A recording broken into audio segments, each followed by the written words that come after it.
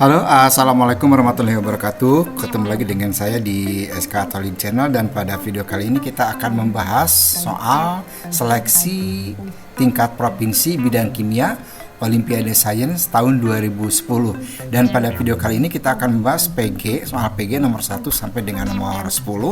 Dan untuk nomor-nomor berikutnya akan kita bahas pada video berikutnya. Baik, sekarang kita mulai dengan nomor 1. Pertanyaannya adalah, ion berikut ini manakah yang mempunyai elektron lebih banyak daripada proton dan lebih banyak proton daripada neutron? Di mana unsur yang diketahui di sini adalah unsur hidrogen, masanya 1, nomor atomnya 1, lalu deuteron, nomor masanya 2, kemudian nomor atomnya 1, lalu helium 42 dan oksigen 168. Nah, yang ditanyakan adalah opsinya ada di sini, ion manakah yang akan mempunyai jumlah elektron lebih banyak daripada proton dan lebih banyak proton daripada neutron. Baik, sekarang kita lihat pembahasan untuk soal nomor 1. Nah, ini ada tabelnya. Yang pertama adalah untuk ion deuteron negatif. Nah, deuteron sendiri di sini elektronnya adalah 1. Kemudian bermuatan negatif, berarti dia menerima 1 elektron, sehingga elektronnya 1 tambah 1 menjadi 2. Kemudian untuk jumlah proton, kita lihat jumlah protonnya deuteron di sini adalah 1. Lalu jumlah neutronnya adalah 2 kurang 1. Nah, 2 kurang 1 berarti 1. Nah, apakah elektronnya lebih banyak daripada proton? Kita lihat, elektronnya 2 dan protonnya 1. Berarti iya, elektronnya lebih banyak daripada proton. Tapi kita lihat sekarang protonnya apakah lebih banyak dari neutron? Protonnya ada 1, neutronnya ada 1. Nah, berarti tidak lebih banyak daripada proton daripada neutron. Maka jawabannya bukan A. Kita lanjut yang kedua untuk option D3O+. Deuteron sendiri di sini jumlah elektronnya, deuteron adalah jumlah elektronnya 1. 1 kali 3 berarti ada 3. Sementara oksigen jumlah elektronnya ada 8. Berarti 3 ditambah 8. Karena muatannya plus 1 berarti dia melepas 1 elektron, sehingga 3 plus 8 kurang 1. Jumlah elektronnya menjadi 10. Lalu jumlah protonnya, deuteron itu jumlah protonnya 1 kali 3. Berarti ada 3 protonnya. Sementara oksigen jumlah protonnya ada 8. Berarti 3 ditambah 8 sama dengan 11. Lalu jumlah neutronnya, untuk jumlah neutron berarti deuteron itu 2 kurang 1, berarti 1 jumlah neutronnya kali 3. Berarti jumlah neutronnya 3. Lalu untuk oksigen jumlah neutronnya 16 dikurang 8. Berarti 16 kurang 8, 8. 3 tambah 8 berarti jumlahnya 11. Apakah jumlah elektronnya lebih banyak dari proton? Kita lihat. Elektronnya 10, protonnya 11, berarti tidak. Kemudian jumlah protonnya lebih banyak dari neutron? Kita lihat. Protonnya 11, neutronnya 11, berarti sama. Jadi jawabannya juga bukan bagian B. Kita lihat sekarang yang ketiga untuk helium plus. Helium itu nomor atomnya adalah 2. Sementara helium plus berarti dia sudah melepaskan 1 elektron, sehingga jumlah elektronnya 2 dikurangi 1, berarti sama dengan 1. Lalu jumlah protonnya di sini ada 2, berarti protonnya 2. Sementara jumlah neutronnya 4 kurang 2. 4 kurang 2 berarti 2. Nah, apakah elektron lebih banyak dari proton? Kita lihat. Elektronnya 1, protonnya 2, berarti tidak lebih banyak. Kemudian apakah protonnya lebih banyak dari neutron? Protonnya 2, neutronnya 2, berarti tidak lebih banyak juga. Maka jawabannya juga bukan C. Lalu yang keempat adalah OD. O sendiri ini jumlah elektronnya adalah 8. Nah, 8, sementara deuteron ini jumlah elektronnya 1, berarti 8 tambah 1 maka 9. Untuk jumlah protonnya sama. Untuk oksigen jumlah protonnya 8, lalu deuteron jumlah protonnya 1, jadi 9. Sementara untuk jumlah neutronnya, untuk oksigen 16 kurang 8 berarti 8. Sementara untuk deuteron 2 kurang 1 berarti 1, maka jumlahnya 9. Nah, apakah elektronnya lebih banyak dari proton? Kita lihat elektron 9, protonnya 9, berarti tidak lebih banyak. Apakah protonnya lebih banyak dari neutron? Protonnya 9, neutronnya 9, juga tidak lebih banyak. Maka jawabannya juga bukan bagian D. Dan yang terakhir adalah untuk OH-. O sendiri jumlah elektronnya 8, sementara H jumlah elektronnya 1. Karena OH- berarti dia sudah menerima 1 elektron. Berarti 8 tambah 1 tambah 1, 10 jumlah elektron. Jumlah protonnya, untuk O jumlah protonnya 8, untuk hidrogen jumlah protonnya 1, berarti 8 tambah 1, 9. Untuk jumlah neutron, untuk oksigen 16 kurang 8, berarti ada 8 neutronnya. Sementara untuk hidrogen jumlah neutronnya 0, 1 dikurangi 1, sehingga 8 tambah 0 sama dengan 8. Apakah elektronnya lebih banyak dari proton? Kita lihat, elektronnya 10, protonnya 9, berarti benar, elektron lebih banyak daripada proton. Apakah protonnya lebih banyak dari neutron? Kita lihat, protonnya 9, neutronnya juga 8. Ini lebih banyak daripada neutron. Oleh karena itu jawabannya yang tepat adalah bagian E jawabannya. Inilah yang elektronnya lebih banyak dari proton dan protonnya lebih banyak daripada neutron. Kita lanjut ke nomor 2. Nah, untuk nomor 2 pertanyaannya di sini adalah energi ionisasi berurutan dalam kilojoule per mol dari unsur X berikut ini adalah 870 kilojoule, 1800, 3000, 3600, 5800, 7000 dan 13200 kilojoule. Nah, berdasarkan data energi ionisasi ini, apakah unsur X ini merupakan AS, iodin, oksigen, telurium, atau zirkon? Nah, sekarang kita lihat jawabannya. Kita lihat pembahasan untuk soal nomor 2 ini. Sudah saya berikan di sini berupa tabel energi ionisasi ke-1 sampai dengan ke-7. Nah, untuk energi ionisasi ke-1 itu 870, sementara yang kedua adalah 1800. Nah, selisih dari ini adalah 930. Begitu pula yang kedua dengan yang ketiga, 1800 dengan 3000, selisihnya 1200. Lalu yang ketiga dan keempat energi ionisasinya selisihnya adalah 600. Lalu yang kelima dan keenam 1200 dan yang keenam dan ketujuh adalah 1600. Nah, kalau kita lihat perbedaan energi ionisasi terbesar adalah terdapat pada saat energi ionisasi ke-6 dan ke-7. Di sini perbedaannya ada sampai 1600. Nah, ini artinya bahwa unsur X tersebut untuk melepaskan elektron yang ke-7 ini membutuhkan energi yang sangat besar. Nah, ini menandakan bahwa elektron unsur X ini akan mencapai kestabilan setelah melepas elektron yang ke-6. Nah, sementara untuk melepas elektron yang ke-7 itu sangat sulit karena membutuhkan energi yang sangat tinggi. Sehingga boleh dikatakan elektron valensi dari unsur X ini adalah 6. Kalau elektron valensinya 6, berarti unsur X ini termasuk ke dalam golongan 6A. Nah, jadi termasuk pada golongan 6A. Yang termasuk ke dalam golongan 6A di sini adalah unsur oksigen. Nah, ini oksigen 6A dan unsur telurium. Nah, akan tetapi oksigen itu sangat elektronegatif. Dia cenderung untuk menerima elektron, bukan melepas elektron. Maka yang memungkinkan adalah unsur telurium. Nah, jadi jawaban untuk nomor 2 ini adalah unsur telurium atau unsur T yang ada pada option D. Jadi jawaban nomor 2 adalah D.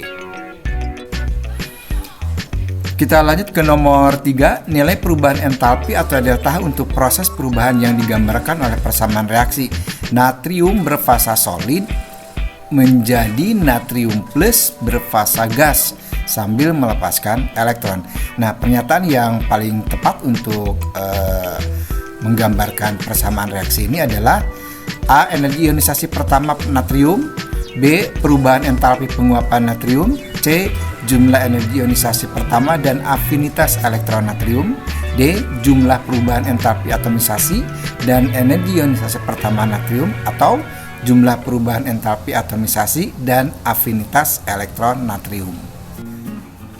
Nah, berubahnya natrium solid menjadi Na+ yang berfasa gas sambil melepas elektron sebenarnya ini melalui dua tahap. Nah, tahap yang pertama ini adalah natrium yang berupa solid itu berubah menjadi natrium yang berupa gas. Nah, reaksi ini tentu disebutnya reaksi atomisasi. Maka delta H-nya disebut sebagai delta H atomisasi. Lalu tahap yang kedua, nah ini tahap yang kedua, Na yang berupa gas ini dia berubah menjadi Na+ sambil melepaskan elektron. Nah, reaksi pelepasan satu elektron pertama ini dari atom Na menjadi ion Na+ disebut sebagai energi ionisasi pertama. Jadi tahap yang pertama tadi adalah reaksinya disebut sebagai reaksi atomisasi dan deltanya disebut delta H atomisasi. Reaksi yang kedua adalah pelepasan elektron dan energinya disebut energi ionisasi pertama. Maka kalau kita mengacu ke data ini, jawaban yang paling tepat adalah yang bagian D, yaitu jumlah perubahan entalpi atomisasi dan energi ionisasi pertama dari unsur natrium.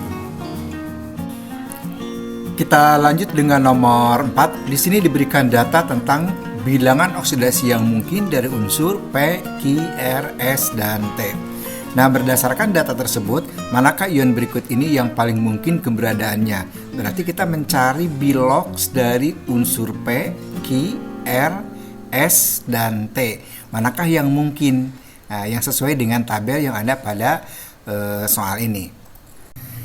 Kita hitung sekarang untuk unsur ini, untuk senyawa dari PO2+. Nah, berapakah bilox P-nya? Berarti di sini bilox P-nya berarti P kemudian ditambah dengan 2 kali bilox O itu sama dengan +1. Nah, sementara O-nya sendiri adalah -2, berarti P dikurangi 4 ya.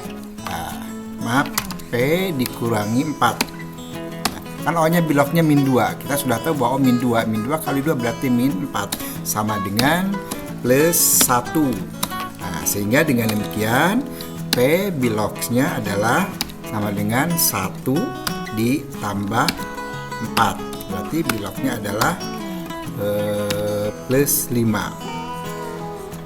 Nah, kalau biloxnya +5, P ini tidak mungkin, karena di sini P yang mungkin adalah 3. Jadi jawabannya bukan A.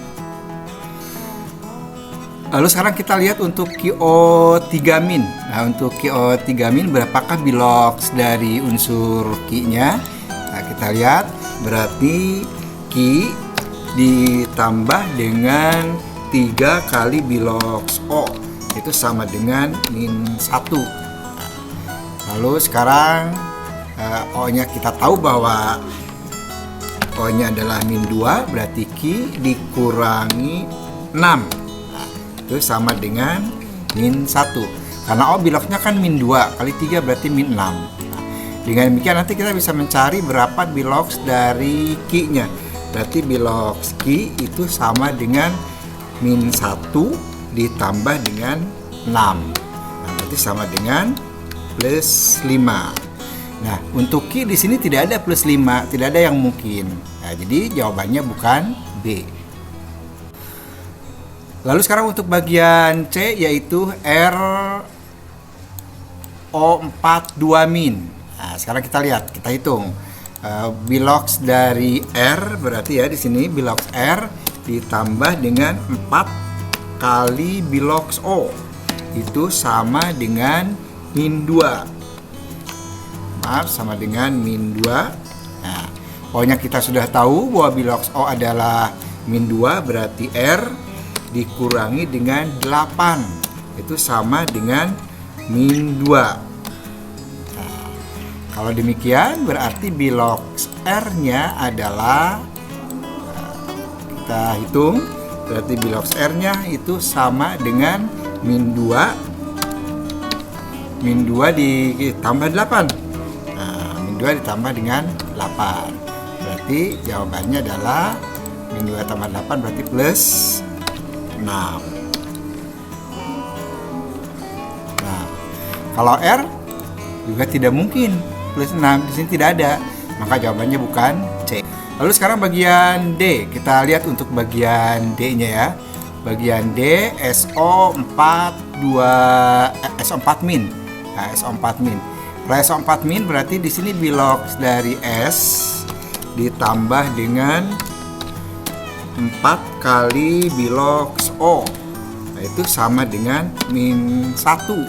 Nah, O-nya sendiri kita sudah tahu, O biloknya adalah min 2, berarti S dikurangi dengan 8 ya. S dikurangi 8 itu sama dengan min 1. Maka dengan demikian S-nya adalah sama dengan min 1 ditambah dengan 8.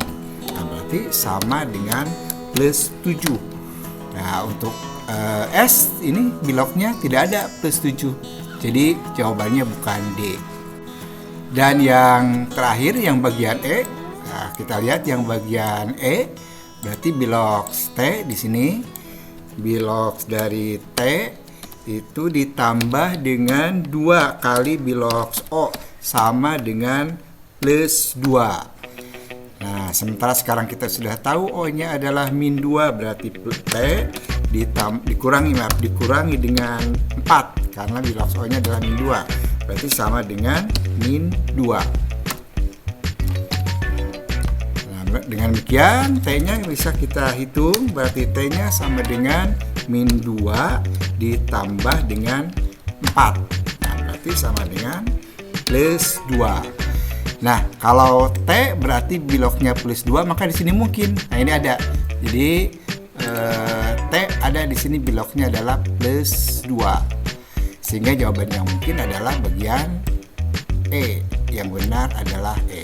TO22+. Untuk nomor berikutnya yaitu nomor 5, kalor yang dibebaskan dalam reaksi netralisasi di bawah ini adalah min 114 kJ. Reaksinya antara NaOH, 2 NaOH tambah dengan H2SO4. Nah, kemudian dengan menggunakan informasi ini, berapakah nilai yang paling mendekati untuk kalor yang dibebaskan dalam netralisasi berikut ini? Yaitu BaOH 2 kali tambah dengan 2HCl. Dan berapakah delta H-nya? Untuk menjawab soal ini, kita lihat bahwa dalam reaksi penetralan NaOH dan H2SO4, di sini yang saling menetralkan adalah ion OH- dengan ion H+. Nah, sekarang OH- ini ada 2, berarti 2 OH- ditambah dengan 2H+. Nah, ini menjadi H2O, menjadi 2H2O. Nah, jadi dalam reaksi yang ini, dalam reaksi yang pertama, terjadi penetralan 2OH- tambah 2H+ menjadi 2H2O. Dan di sini delta H-nya adalah min 114 kJ. Lalu sekarang kita lihat untuk yang kedua. Nah, yang kedua di sini OH-nya juga sama. Nah, OH-nya ada berapa nih? Ada 2. Kemudian H+-nya juga sama, ada 2. Maka akan membentuk 2H2O. Jadi dengan demikian sama ini untuk penetralan reaksi pertama dengan reaksi kedua. Jadi sama-sama yang dinetralkannya adalah 2OH- dengan 2H+, baik reaksi yang pertama maupun reaksi yang kedua. Sehingga delta H penetralan untuk reaksi yang kedua pun sama, yaitu min 114 karena reaksinya juga sama. Jadi jawaban yang paling tepat adalah jawaban yang C, yaitu min 114 kJ.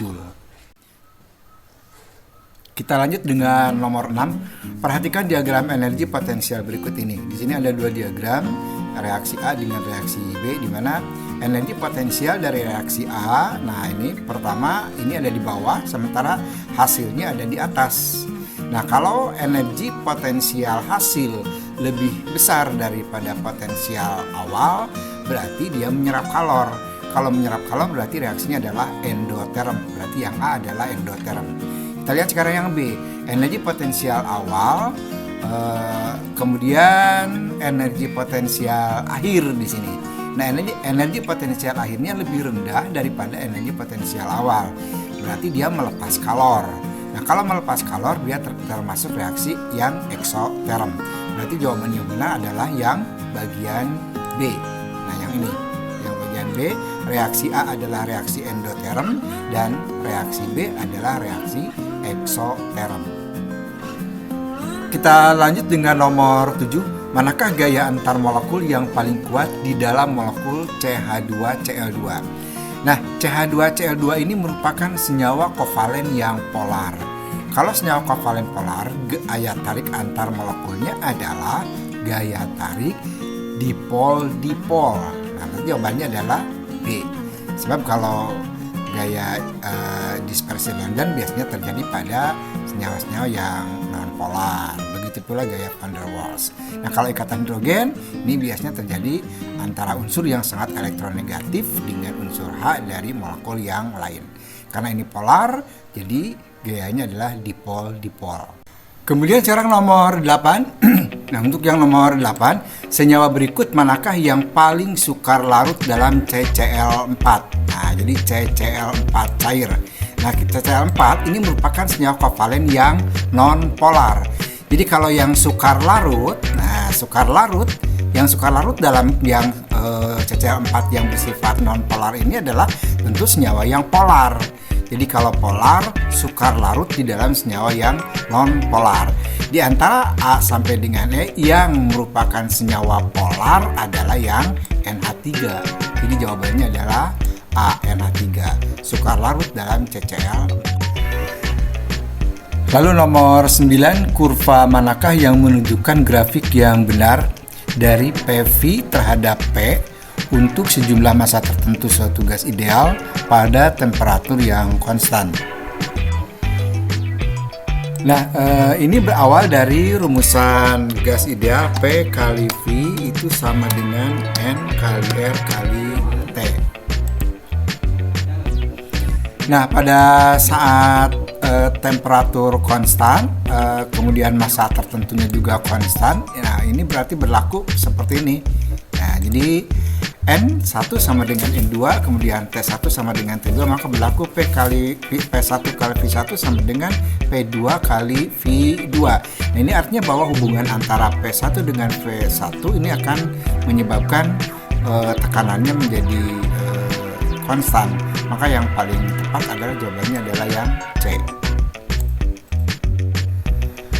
Untuk yang nomor 10, diagram di bawah ini adalah representasi model 2 dimensi contoh air pada temperatur tertentu.